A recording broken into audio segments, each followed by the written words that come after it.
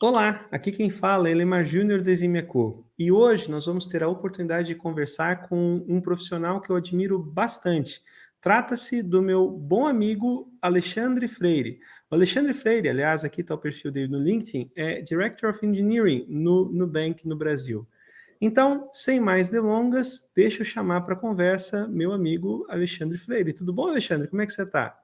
Tudo bom, Alemar? Estamos bem aqui, isolados, e você? Também isolado do lado de cá, mas convivendo e vivendo, né? Essa é uma coisa importante. Alexandre, você tem uma posição de liderança de bastante destaque numa das empresas mais admiradas do Brasil, se não do mundo em tecnologia. Fala para a gente um pouco mais sobre como é ocupar uma posição de Director of Engineering no Nubank. Eu, obviamente, gosto bastante, né, Elimar? Vim aqui, estava lá na Califórnia, voltei para o Brasil por causa desse desafio, né, ajudar o nosso CTO a escalar a engenharia de produtos do Nubank. Do mundo, acho que ainda não, cara, mas é um dos objetivos, né? Então, uma coisa muito legal da posição é de saber que eu estou numa empresa de tecnologia, que leva a tecnologia a sério, a gente não se vê como, né, só uma empresa financeira, né? E acho que do desafio, um dos maiores desafios são todos os impactos de estar atrás de um crescimento acelerado, né? Então, o Nubank está num negócio onde a escala importa, né? A gente quer milhões de clientes, a gente já tem 26 milhões de clientes, mas estamos achando que é pouco. E temos sistemas críticos que precisam estar ali rodando 24 por 7 e tal, e temos muitas pessoas que estão envolvidas em criar isso daí. Então, no meu papel, acho que um dos maiores desafios é garantir que essas pessoas todas estão no mesmo barco, remando para o mesmo lado, né? Então, alinhadas ali, felizes, empolgadas com o impacto que elas conseguem trazer com os recursos e a clareza de contexto e de restrições e, né, todos esse ferramental de, tipo, estamos indo para lá, pessoal, é isso aí. E meio que também abrir mão do detalhe da execução ali, não tem como estar próximo, né? Então, eu estou em uma business unit com centenas de engenheiros, só os engenheiros, tem produto, tem apoio ao cliente, tem designer, tem marketing, todos os analistas de negócio, data science, enfim, infosec, toda uma complexidade ali da organização, onde você não tem como estar próximo da execução, mas tem que dar clareza para que a galera que esteja próxima tome as melhores decisões, né? E quando você faz isso crescendo, é difícil você preservar uma cultura que é uma das coisas que muitos dos nossos funcionários valorizam, né? Preservar uma certa consistência até nos sistemas, no conhecimento sobre esses sistemas. Então, exerce uma certa pressão na galera que tipo, chegou no começo e entende muito de coisa que não deu para documentar, porque na época de startup de 2 anos não dá para escrever o documento e o sistema ao mesmo tempo. E aí agora tendo que ensinar um monte de novas pessoas que a gente contratou, que estão entrando na empresa, todas essas coisas, né? Então é um equilíbrio complicado. As coisas mudam esse ano, né? Então essa pressão a gente está exercendo com muito mais cautela, mas ano passado foi um ano de crescimento bem acelerado, aí, inclusive no nosso, né, grupo de engenharia, e isso é um grande desafio. Eu acho, eu diria, um dos maiores desafios. É super interessante porque o Google definiu recentemente engenharia de software como sendo o desafio de fazer desenvolvimento considerando a linha do tempo, né? E manter, de certa forma, eficiência na medida em que a escala chega, né? E você fala sobre essa questão da escala, e o Nubank tem essa experiência de estar crescendo, escalando há bastante tempo, de forma muito acelerada, e não escalando somente em número de usuários, não escalando necessariamente na quantidade de opções, mas escalando também na quantidade de pessoas no time de engenharia, como você está destacando, né? Então, eu imagino que manter essa eficiência, manter a eficiência da empresa em todas essas frentes, frente a esse furor de escalabilidade, de fato um desafio e tanto. Que É, loucura. e É, aí os sistemas que, quando você vai crescendo, trazendo mais líderes, sêniores e tal, tem uma certa, eu chamo de, é como se fosse dívida técnica, mas é dívida burocrática. Novos mecanismos. Não, agora que a gente tem 1.000 pessoas, precisa de um processo aqui para aprovar um pagamento. Aí a galera que antes, pô, eu quero comprar um livro, era fácil. Caramba, o que está acontecendo? Não, putz, erramos, tem um processo que é complicado demais, vamos dar um rollback aqui, vamos, tipo, porque é uma luta constante aí também de como a própria organização escala os seus processos internos, né? É, então é legal também estar nessa resistência e ajudando isso a ser mais simples e fluido.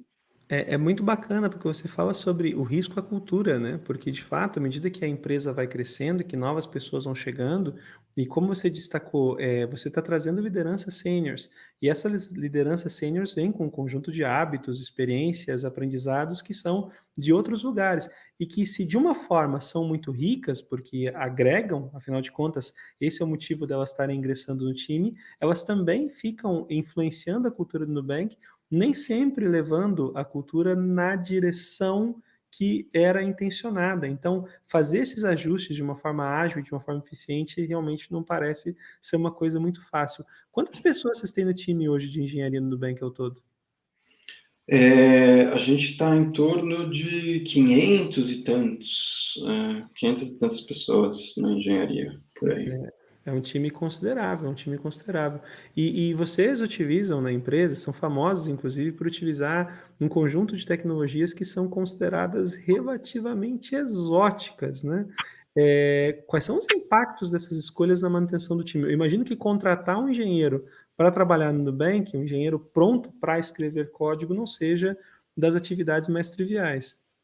E o que você acha que é exótico? E é uma escolha curiosa aí. Eu queria entender melhor o que o mundo vê que o Nubank escolheu que ia falar, nossa, exótico. Não, por exemplo, as linguagens de programação que vocês utilizam, pelo menos as que chegam para a gente, não são necessariamente mainstream. O banco de dados que vocês utilizam, embora tenha um fit perfeito com a natureza do negócio de vocês, também não é um banco de dados mainstream. Ou seja, daí que eu trago esse exótico, né? Vocês acabaram fazendo opção por tecnologias que, sim, têm um fit bastante grande com o negócio de vocês, mas que se afastam do que o mercado vem praticando, ou é impressão minha? Não, eu acho que a gente tem escolhas que foram feitas com opinião forte, né? Então a gente tá com uma opinião forte aí. Mas sim, né? Clojure como a linguagem padrão dos nossos microserviços no back-end, o Datomic como banco de dados que a gente usa, não dá para dizer que é comparável aí um .NET, um Java, um Oracle, né? Mas muitas das tecnologias que a gente usa como Kafka, elas são super padrão, não são exóticas, né? Então, cara, assim, o que eu posso dizer? Eu entrei no Nubank e eu tive experiência já em organizações muito maiores, né? Então, nessas organizações de milhares, de centenas de desenvolvedores, você querer ter uma consistência só usando uma linguagem de programação é wishful thinking, né? Na Cisco, você não vai conseguir isso nunca. Eles compraram 300 mil empresas, todo ano eles compram mais 300, né? Então não vai ter como ter essa consistência. E aí eu cheguei, e uma das perguntas difíceis que eu tinha na minha lista de 30 dias, perguntas difíceis para o CTO, né? Por que a gente não deixa cada um fazer o seu microserviço com a linguagem que quer? Que história é essa? Eu risquei da lista, porque em um mês, para mim, ficou óbvio o ganho dessa consistência. Tá? Vou dar um exemplo, né? A gente migrou para Kubernetes, de CloudFormation para Kubernetes, e tudo que os nossos desenvolvedores precisaram fazer foi mudar uma linha no código ali de definition desse microserviço e pronto, eles estavam no Kubernetes. Então, essa alavancagem que a gente tem de ter um ambiente consistente, de ter essa linguagem padronizada, também permite muito nessa de crescer.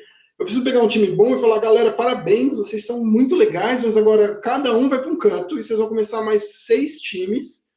E quando eles chegam lá e é tudo igual, é Clojure, é o nosso Ports and Adapters, é o Datomic, é o Kafka, do jeito que faz em qualquer lugar, é consistente, a gente tem um ganho de eficiência, né? Então, eu entendo o porquê da escolha, eu fico feliz com a escolha, eu vejo a alavancagem que a gente faz dessa escolha diversas vezes, né? A gente saiu do Quai.io, cara, teve crash aí, vai fazer um mês, o Quai.io saiu fora do ar, as nossas imagens de Docker não estavam disponíveis, a gente não conseguia fazer deploy, não conseguia ciclar pod. Que coisa, pô, essa dependência que caiu em 2 semanas, a galera lá de Foundation migrou pro registry de containers da Amazon e todo mundo de novo, uma linha, nem precisou fazer nada, faz o upgrade dessa lib, tem uma biblioteca comum aqui, todo mundo garante que você faz o bump para essa versão, dependência eliminada, transferência, né, mudança de sistema, assim, muito eficiente.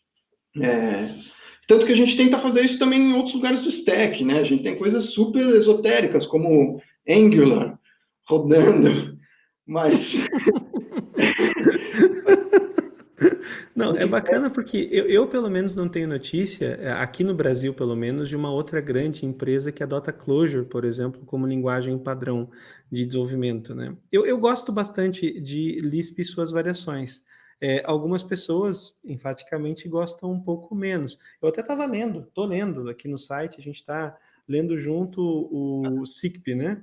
Para tentar dar uma resgatada. Mas não é exatamente uma sintaxe que é tida como familiar. Mas eu entendo completamente que para a empresa faz total sentido quando você começa a pensar em gestão de listas e, enfim, e o Datomic também faz todo sentido, levando em consideração como sendo um banco perfeito para registrar eventos, append-only, enfim, são sem dúvidas tecnologias que aceleraram o desenvolvimento da plataforma, mas que cobram o preço de eventualmente não serem as tecnologias ou a linguagem, a Datomic especificamente, Clojure Datomic sendo as coisas mais comentadas e faladas no mainstream.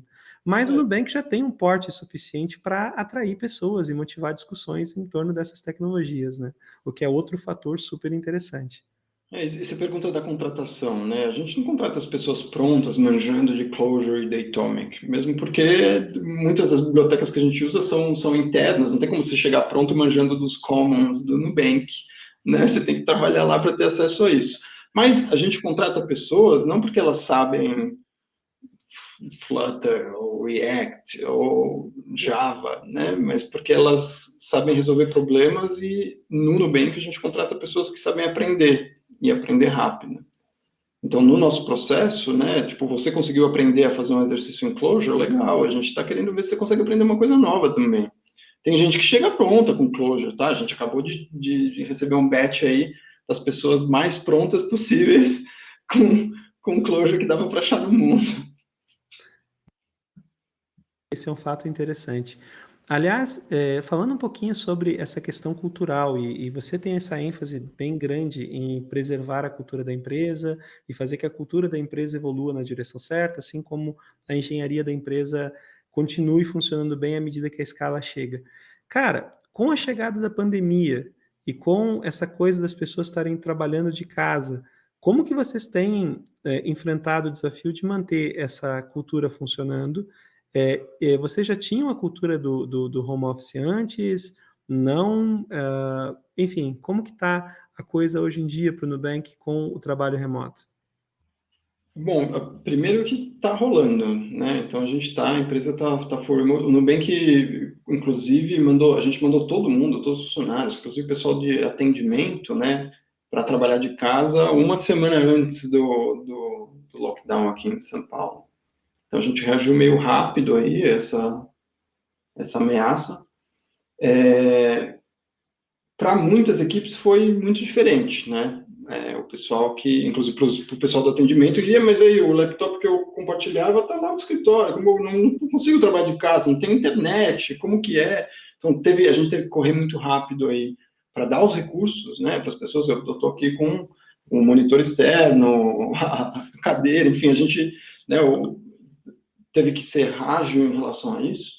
Mas, sei lá, para muitas das equipes não foi um grande choque. Então, eu tinha equipes de engenharia de produto que já faziam um trabalho semi-remoto, no sentido, a gente tinha pessoas que já estavam em outras cidades, faziam parte da equipe, mas dois engenheiros estavam completamente remotos, e de vez em quando eles vêm, né, visitam, isso não dá para fazer mais, né, aquela visita física,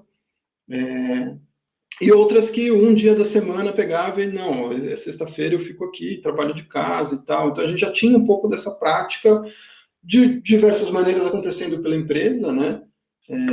Muito nas equipes de engenharia de produto. Então, eu tive equipes que essa mudança foi simplesmente, pô, agora todo mundo está na situação que nem estava o Vinão e o Lira.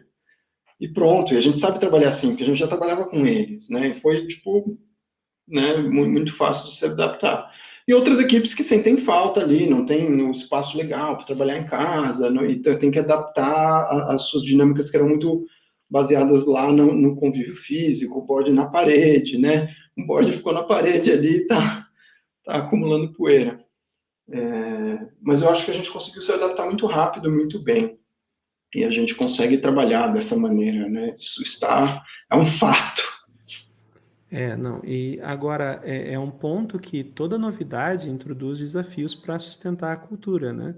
Então, seguramente, assim como tem pessoas que gostam da ideia de trabalhar em casa, outras talvez sintam um pouco de falta da estrutura e dos ritos, enfim, que o escritório acabava trazendo. Aliás, Ah, falando um pouco sobre essa questão dos ritos, né? Como que vocês têm tratado essa questão do acompanhamento dos resultados, acompanhamento do trabalho? Outras grandes companhias já trabalham há muitos anos de forma remota e utilizam ferramentas de comunicação, IRC, enfim. Como que isso funciona no Nubank hoje? Existe um padrão para a empresa inteira, assim como com o stack de tecnologia, ou cada time acabou se ajustando para encontrar o formato que melhor funcionava? aí depende exatamente do que você está perguntando, né? Em termos tipo, do framework de alinhamento estratégico que a gente usa, o OKR já tinha um ciclo, a empresa revisava, né, através de apresentações. Hoje em dia, as apresentações estão mais acessíveis. Antes já tinha ali o auditório, a sala que você podia ir, mas se lotasse, você assistia uma. Hoje todo mundo está assistindo a apresentação num método onde fica mais fácil, né? No Nubank a gente sempre faz mensalmente demonstrações, né? Então, esse ritual perdeu um pouco da graça do happy hour no final, de todo mundo bater palma, né? Mas a gente consegue manter ele acontecendo online.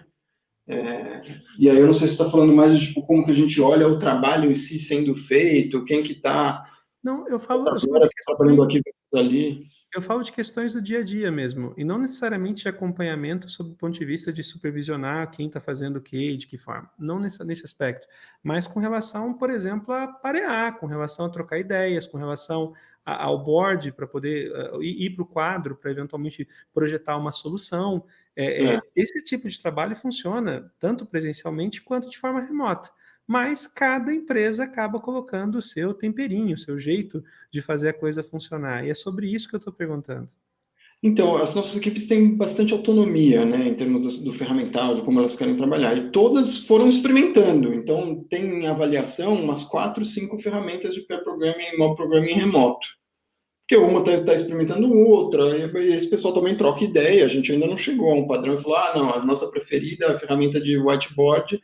Assim, eu estou apostando no Miro, porque a que eu gosto, estou usando, a gente tem ali ferramentas também para fazer um whiteboard colaborativo, né?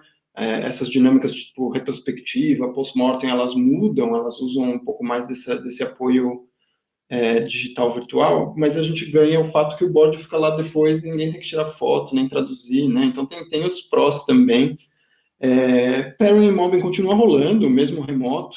A gente perde acesso a um espaço ergonômico, tá? Em todos os nossos escritórios, na Alemanha, na Argentina, em São Paulo, no México, tinham espaços bacanas para você colaborar. Então, pô, vamos fazer um mob programming, vamos lá na Mobstation, tem 2 telonas de não sei quantas mil polegadas, um teclado bacana, tudo, né, standing desk, o pessoal pode rotacionar, tem a fruta, tem a massagem, tem o café, tem uma série de coisas que é muito legal de você estar ali, você sai para almoçar, sai para happy hour. Então, essas coisas é meio que difícil você experimentar, mas a gente fez bastante experiências também de happy hour remoto, o pessoal se encontra para jogar um jogo, faz reuniões ali para, tipo, aquilo que no caminho encontrava no café, trocava uma ideia, rolava uma coisa mais espontânea, a gente acaba experimentando. Então, tem equipe que está fazendo um cafezinho toda tarde de soft topic, tem galera que liga lá no Discuss, como que é, um esquema de gamer, eu até esqueci a ferramenta porque eu não uso, mas ficam com o áudio ligado ali no canal o dia inteiro, né? Então, o pessoal está meio que se adaptando. Eu sinto falta, eu pessoalmente sinto falta, eu gosto muito de tipo, poder ir almoçar, encontrar alguém num café, né? Tipo, trocar uma ideia indo de uma sala para outra. Mas tem outras coisas que eu acho que a gente acaba até fazendo melhor. Tipo, essa dos whiteboards, eu fico bem feliz com os whiteboards ficarem registrados ali depois de uma dinâmica. Se queira ou não, você acaba criando um documento para registrar as decisões de arquitetura, por exemplo, que não são coisas fáceis de se manter com essa conversa mais ao vivo, mais analógica, no quadro, né? Você desenhando fica mais complicado. Cara, quando você tem ciclos ou momentos de mudança como esse, da Covid, que está mudando a rotina de tanta gente sobre tantas coisas durante tanto tempo, nós temos algumas mudanças na sociedade. E seguramente algumas coisas vão passar junto com a pandemia e outras vão ficar, vieram para ficar.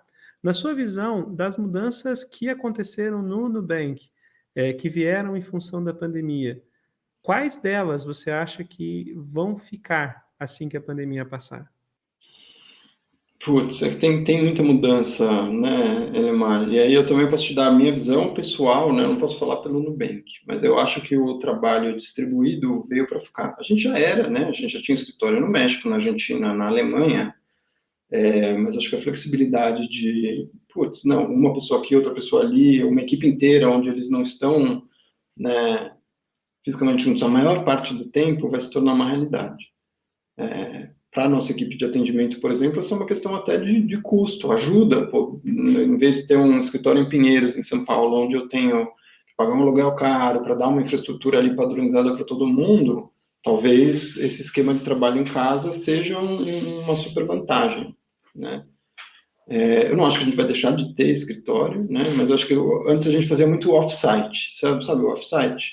Galera, vamos lá no off-site fazer uma dinâmica de, sei lá, OKR, chartering, né?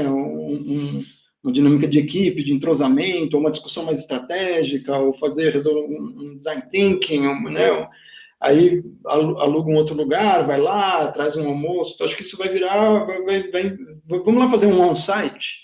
E on-site, no escritório, a gente faz essas coisas, mas a maior parte do trabalho acontece uma outra dinâmica, né? Então, isso, pessoalmente, acho que é uma das coisas que, na verdade, já tinha vindo. Eu já acreditava que tinha vindo para ficar, sei lá, 10 anos atrás. A empresa interior que eu trabalhava era totalmente distribuída pelo mundo inteiro. Tinha gente na Índia, na China, na Europa, no Brasil, nos Estados Unidos.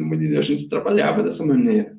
E antes mesmo da pandemia, alguns grupos do Nubank exploravam essas possibilidades. Aquela equipe que eu te falei que já estava pronta, é porque eu já estava explorando a possibilidade de ter uma equipe distribuída trabalhando dessa maneira, né?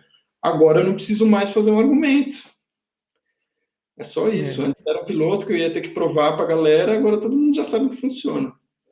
facilita a vida, facilita a vida. Vocês fizeram algumas aquisições recentemente bem significativas e que geraram um certo burburinho, né, na comunidade. Burburinho positivo, antes de mais nada.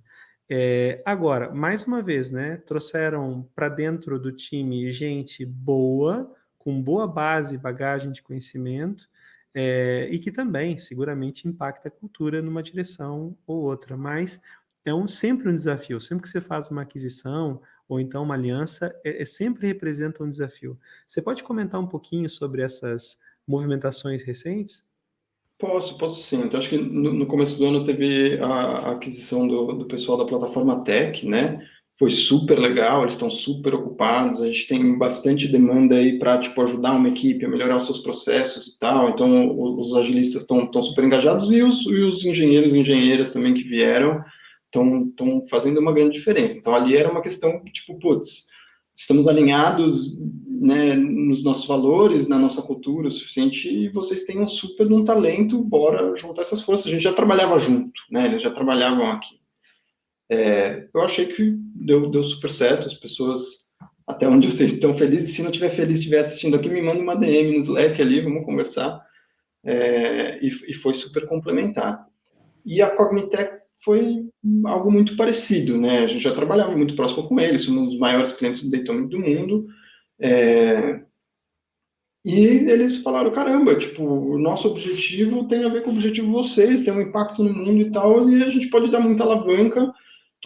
Assim, essa é bem recente, então a gente ainda está conhecendo, né, essa galera, mas eu fiquei super impressionado que eles estão entrando com uma vontade, com uma fome de conhecer e tal, e de ajudar. E eles já faziam isso com muitas empresas, né, no modelo de consultoria, e agora eles só vão focar aqui. E a parte do Clojure da Itomi continua como estava, né? Então, tipo, eu fico muito feliz que agora eu posso falar, somos uma empresa de tecnologia sim, temos uma linguagem de programação, um banco de dados, né? Internamente para a gente, isso foi muito legal, no sentido que a gente tem uma carreira, né? Um plano de carreira ali. Se eu posso falar para o engenheiro que nível que ele está e tal, qual que é. E o fim desse plano de carreira do engenheiro, então a gente tem também ali um track mais gerencial, mas tem o de, se você quiser ser individual contributor, você não ficar preso, né? Não chega no teto, tem que virar gerente para conseguir continuar ganhando aumento, né? Então, no topo da carreira do gerente tem lá o CTO, a gente sempre teve um CTO, então você sabe que tipo, é alcançável. Mas no topo da carreira do engenheiro, engenheira, tem o Distinguished Engineer, que é alguém que impactou a indústria, né? E não tinha ninguém no Nubank que estava nesse nível. E agora a gente, com o Rich Rick, tem. Então, eu acho que ajudou muito a dar uma clareza, tipo, olha, a gente sim, tem toda uma carreira aqui, se você quiser gastar 40 anos no Nubank e virar Distinguished Engineer, tem um aqui que pode te ajudar, pelo menos um agora, né? Então, eu achei que isso foi muito bacana também. E estou super feliz com o engajamento deles, enfim, acho que vai ajudar bastante. Nesse momento específico de pandemia, foi até uma questão estratégica, né? Onde contratar está complicado, mas conseguir trazer de uma vez só pessoas que você sabe que tem tudo que você precisa, num nível de senioridade aí que é difícil de achar concentrado dessa maneira, nos ajudou a poder passar aí pelos próximos 37 meses de 2020. Olha só, olha só. Aliás, aí tem uma coisa interessante. Eu me recordo de uma palestra de tempos atrás, em que se falava exatamente sobre o fato curioso de o Nubank não ser uma empresa de serviços bancários com competência tecnológica, mas é uma empresa de competência tecnológica, uma empresa de tecnologia que presta serviços bancários. Essa é uma forma super ousada, mais realista de se ver estratégia de negócios, principalmente desde que se admite que, de fato, o software está engolindo o mundo, né? E o Nubank, de muitas formas, desafia uma série de estruturas tradicionais usando software e usando tecnologia. Então, é super natural perceber a empresa como sendo uma empresa de tecnologia que presta serviços bancários. É algo realmente bacana, mas nem por isso não tão diferente e difícil, às vezes até de entender para quem não participa desse contexto. E a gente tenta aplicar a tecnologia em tudo, né? Sistemas internos, outros departamentos que na sua tradição não são tão tecnológicos, né? Pô, a gente tem parte dos dados que vão para a nossa ETL vem para apoiar o time de People and Culture, o time de marketing, sabe? A gente quer modelos de machine learning ali também, né? Enfim. Uma coisa que o Nubank consegue fazer muito bem, e conseguiu desde sua fundação, e eu ouvi numa entrevista de que isso foi meio que intencional, foi o Nubank não forma só clientes, o Nubank forma fãs, né? Então, geralmente, quem importa um cartão do Nubank é um fã do banco, é um fã de todo o serviço, todo o processo para virar, se tornar cliente e principalmente se manter como cliente.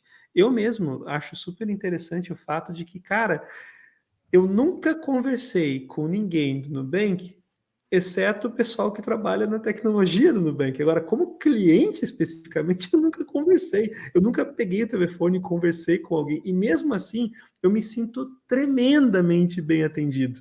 Então, esse é um aspecto super, super diferente e, ao mesmo tempo, super, super empolgante, né? Porque a gente vê, de fato, a tecnologia mudando e moldando o mundo. Eu não sei se esse tipo de feedback chega para você toda hora, seguramente deve chegar, mas é realmente impressionante. Eu Enfim. fico bem feliz, Elemar. Eu sou fã também, obviamente, né? Acho que todo mundo que é funcionário, pelo menos no Brasil, também é cliente. Agora eu tenho que descolar um CPF para os gringos ali poderem ter também o cartãozinho roxo, né? Mas muito legal ouvir isso, cara, porque quando a gente está lá dentro, a gente fica olhando os problemas, né? Que é o que precisa resolver. Então, tipo, por mais que eu sei que a gente tem um monte de cliente satisfeito, é sempre esquenta o coração ouvir que temos mais um. Obrigado. Eu sou, e é como eu disse, é muito curioso essa coisa, a gente conhecer as pessoas que trabalham nos bastidores, mas eventualmente por uma razão ou por outra, a gente acaba entrando numa linha de conversa que está relacionada com a tecnologia, com como funciona, com a arquitetura, com como que se planeja escalabilidade, microserviços, squads, enfim, mas pouco sobre essa experiência e a tecnologia sendo usada para complementar essa experiência. Isso realmente me chama bastante a atenção no Nubank. Agora, indo para frente um pouco, Alexandre, você é um visionário, você se posiciona como alguém que consegue, de fato, ajudar times de engenharia a manter uma cultura saudável e que escala muito bem. E essa é uma das coisas bacanas, uma das coisas que pessoalmente eu acho mais bacanas de conversar com você, é que você vive esse desafio na prática já tem bastante tempo, né? É, não tanto tempo assim, porque não somos tão velhos, mas há muito tempo. Cara, o que está no teu radar agora? Porque o mundo é feito de certas tendências e gestão de cultura e fazer a coisa avançar tem, tem novidades surgindo todas as semanas, práticas, metodologias, métodos surgindo todas as semanas. O que está chamando a tua atenção nesse momento? Ah, putz, cara, eu acho que assim, tem uma parte que é mais de produto e processo, aí não é nem algo que chama atenção, para mim é só uma base, assim, né? Então, tipo, essa conversa ongoing, de, tipo, como ser mais ágil, como entregar mais valor, como ajudar as equipes, é uma coisa que sempre é um interesse pessoal. Mas se a gente for falar de tecnologia, eu acho que, para mim, essa resiliência de sistemas distribuídos é uma coisa muito interessante, como você manter o seu domínio ali, né, de alguma forma consistente, seja no monolito, seja em centenas de microserviços, mas esse sistema de pé, vivo, né? E aí, alguns anos atrás, comecei a olhar muito em Chaos Engineering, como você pode introduzir falhas com, né, um blast radius minimizado, entender o que está de cima, o que está de pé do seu sistema ou não, como que você pode fazer ele ser mais resiliente, então acho que isso é muito legal. Mas assim, de coisa mais, caramba, isso daqui ninguém está falando muito e eu vejo como um super, é o conceito de constant deployment. Não sei se você já ouviu falar desse daí, né, Marco? Porque assim, a gente Constant passou da deployment. integração contínua, né? Não vou entregar na cidade, mas tinha época que tinha a estação que você tinha que sentar lá e era lá que você levava o seu código para integrar, né? Para depois fazer um build e tal. Aí foi pro o build contínuo, né? Aí o deploy contínuo, aí a entrega contínua, né? Então você deploy aí, coloca em produção de maneira contínua. E eu acho que o próximo passo é o constant deployment. Então toda linha de código que você mudou, compilou, passou os testes, está no ar. Milhões de deploys por dia, né? O desenvolvedor não tem mais que esperar para entregar valor. Deu enter, está no ar. E é uma coisa muito legal, tem até umas linguagens experimentais aí e tal. Acho que o Kent Beck falou de uma que ele fez, chamava Limbo, tem uma outra que chama Dark, que é esse conceito que eu acho que é legal. É um conceito que, na verdade, não tem nada muito novo, né? A imagem da máquina virtual do Smalltalk era assim: você escrevia o código e a imagem tinha aquela nova realidade com aquele código assim. No momento que você colocou o código, ele está no ar e tal. Mas a gente nunca conseguiu levar isso, né, de uma imagem que rola numa máquina só para um sistema distribuído em escala, que está espalhado por sei quantas availability zones de nuvem, né? E eu acho que isso poderia ser muito interessante em termos de tipo, acelerar ao máximo esse loop de feedback aí e dar o poder mesmo para as equipes de engenharia de produto entregar valor todo minuto, né? Isso é insano, cara, porque eu me lembro que há muito tempo, quando eu comecei a ouvir falar sobre agilidade, se falava que um dos principais princípios de agilidade, no caso, na época se falava muito sobre Extreme Programming ainda, um dos grandes princípios de Extreme Programming era você ter esses ciclos de feedback cada vez mais curtos, né? E um dos feedbacks que eu sempre apreciei era o feedback do código. Né? Então, o feedback de você colocar o seu código em produção, você ver como que ele se comporta e você tomar ações de acordo com esse comportamento. Essa ideia de deploy constante é insana, né? Porque ela rompe uma barreira. Hoje eu já acho curioso quando. Outro dia eu estava falando com o Martin Spear do Netflix e ele estava falando sobre a ideia e sobre o fato de todo deve fazer pelo menos 4 alterações em produção todos os dias e que isso só é prático graças ao processo de engenharia, enfim. Agora, você pensar que, poxa, se eu fiz uma alteração em uma linha de código, isso não quebra meus testes, e eu posso colocar isso em produção, claro que de maneira responsável, claro que adotando práticas de deploy incremental, canário, enfim. Agora, é algo realmente disruptivo, sob a perspectiva de gerar valor, não é só deploy constante, gerar valor constantemente. é um princípio realmente muito, muito bacana. Aliás, esse é um ponto interessante também. Eu acho que os engenheiros, eu não conheço tão bem assim os engenheiros do Nubank especificamente, mas eu acho, por conhecendo você, que existe toda essa preocupação de não apenas entregar código, mas entregar valor todo o tempo. Esse deve ser um dos princípios de vocês, né?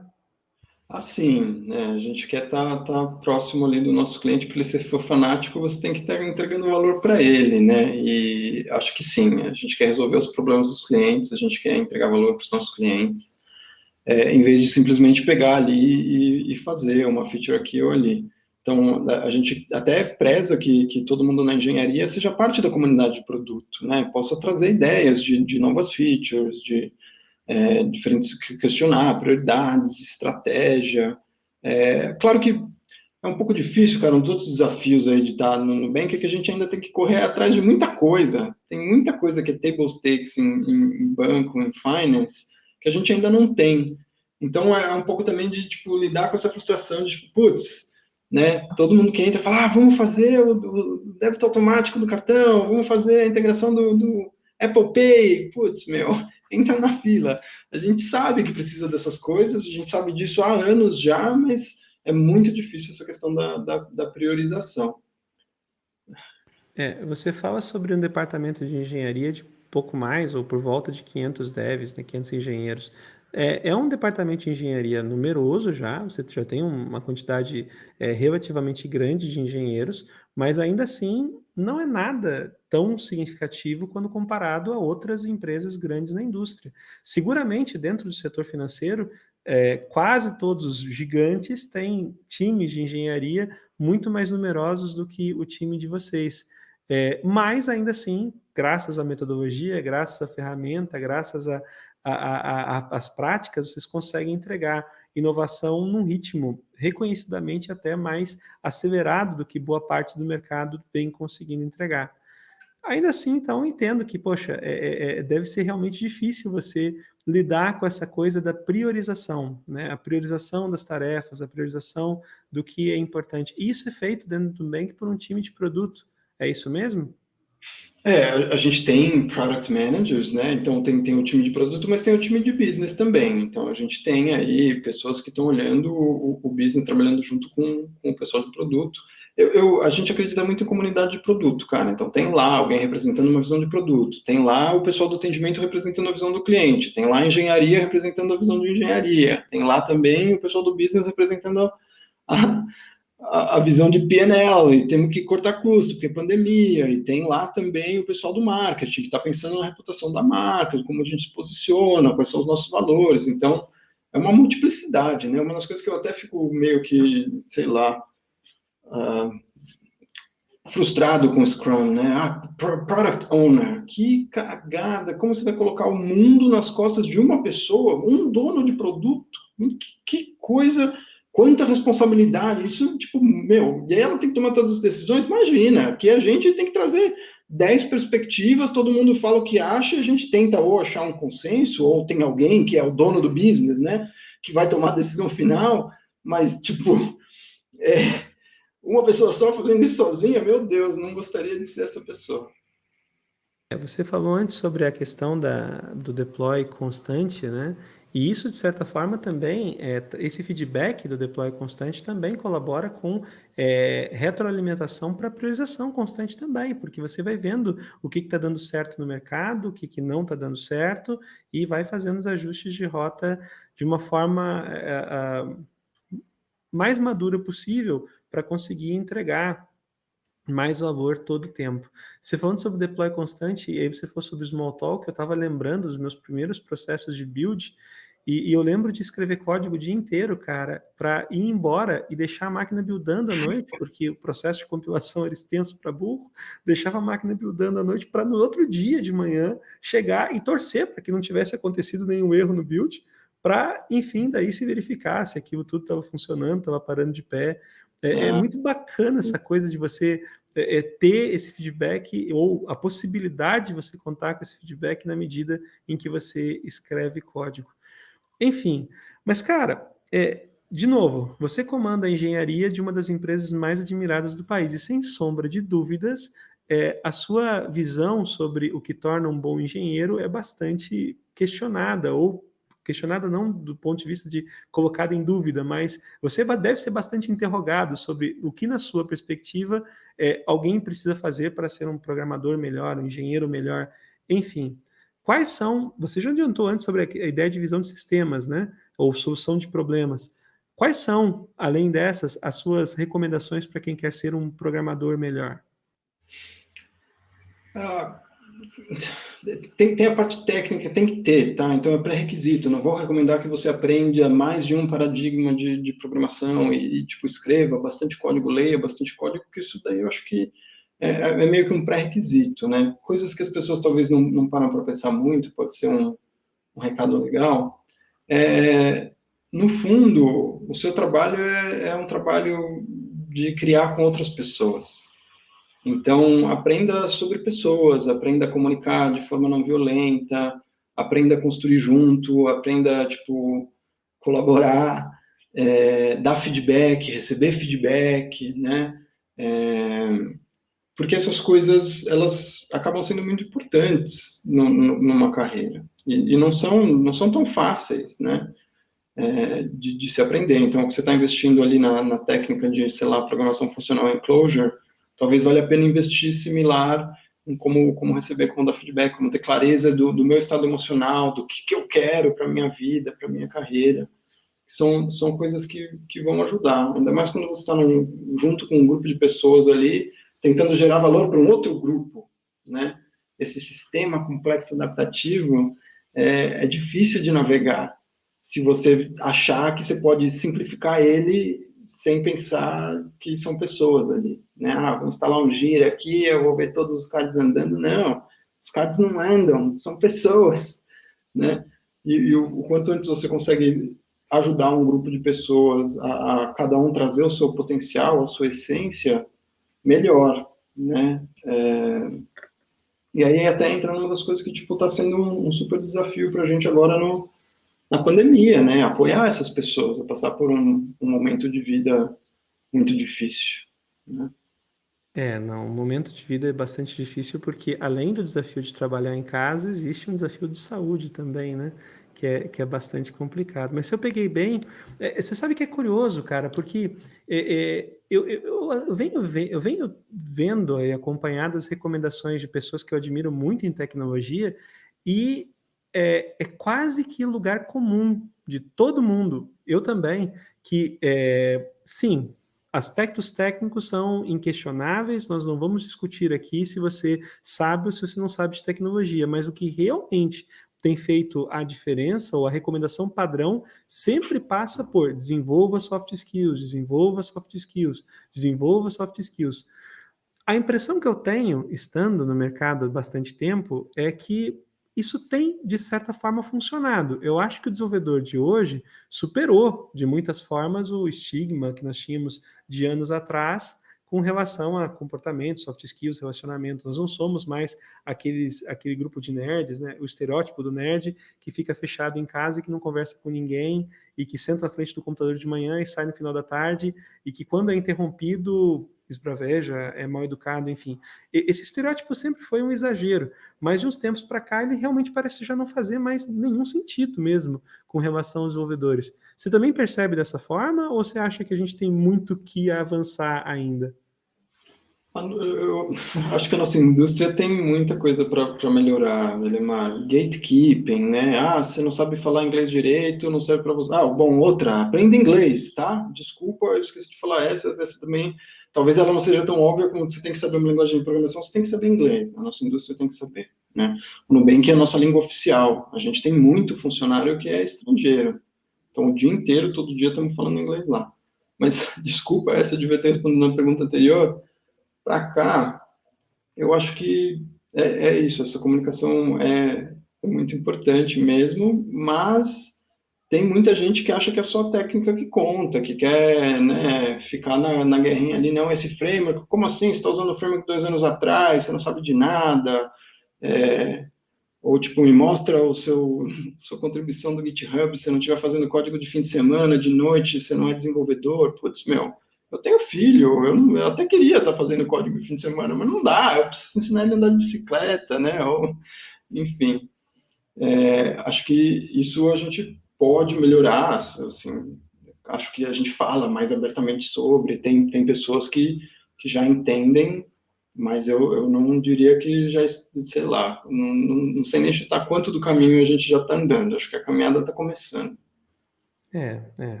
Tá certo. Eu concordo com você.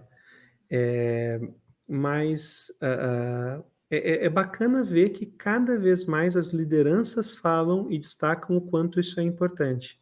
No passado, até as lideranças que no passado eram famosas por apontar para a direção oposta, como o próprio Torvalds, que anos atrás era famoso por ser uma pessoa de dificílimo de relacionamento, de uns tempos para cá, pelo menos publicamente, tem abordado a ideia de que o comportamento anterior dele era um problema, que ele precisava revisar, que por isso mesmo ele se afastou do movimento de se escrever código. Isso é bacana, eu tenho visto isso acontecer também. Não acho também que a gente está com todos os problemas resolvidos, mas eu acho que já começamos a dar passos consistentes na direção certa. Sim, Vamos ver sim. quanto tempo a gente consegue fazer isso.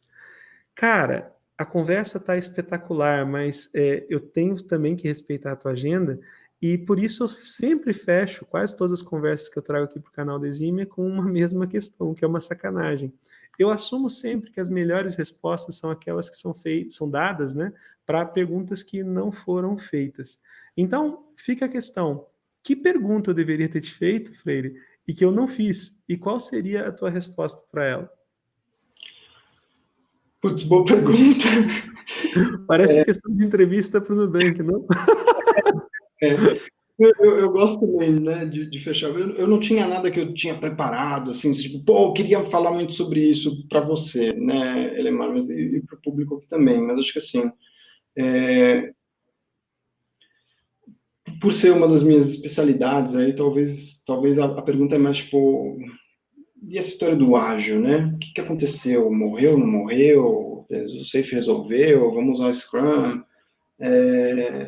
Isso está talvez um pouco top of mind para mim, porque saiu um artigo aí do Kent Beck, também já falei dele hoje, semana passada, falou, tem meio que um deserto de uma economia de certificação e tal, e tipo, aí o que eu responderia para esse pessoal é que não, a Agile não morreu, não tem como morrer, né, porque é uma essência ali de alguns valores que sempre pode existir, mas a ideia de um processo que você compra, instala e vai fazer com que você seja melhor, essa ideia tem que ser revista, né?